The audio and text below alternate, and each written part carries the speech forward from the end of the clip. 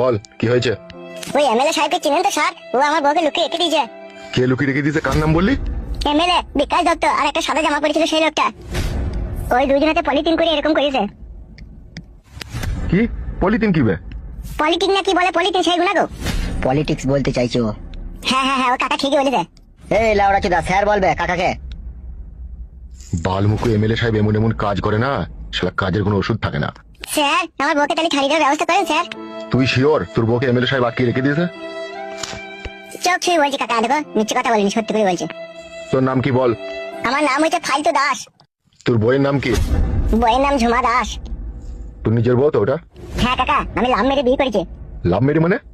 লাভ manage করে বিয়ে করেছে যত সম্ভব। হ্যাঁ হ্যাঁ কাকা ঠিক বলেছে। বুকাচ্চুদাকে মারবো, স্যার বলতে পারছিস না কাকাকে বে? তোর কোন সম্পর্কে কাকাবে? কবা তোর মায়ের কাছে শুয়েছিলাম বে বুকাচ্চুদা। ভুল হয়ে গেছে স্যার, আর কোনোদিনও কাকা বলবো না। ঠিক আছে তুই যা, কালকে তুই 10টার সময় আসবি, ঠিক আছে? আমি বিষয়টা দেখছি। বল কি হয়েছে? ওই এমএলএ সাহেবকে চিনেন তো স্যার? বল কি হয়েছে? ওই এমএলএ সাহেবকে চিনেন তো স্যার? ও আমার বউকে লুকিয়ে রেখে দিয়েছে। কে লুকিয়ে রেখে দিয়েছে? কার নাম বললি? এমএলএ বিকাশ দত্ত আর একটা সাদা জামা পরেছিল সেই লোকটা। ওই দুজনেতে পলিথিন করে এরকম করেছে।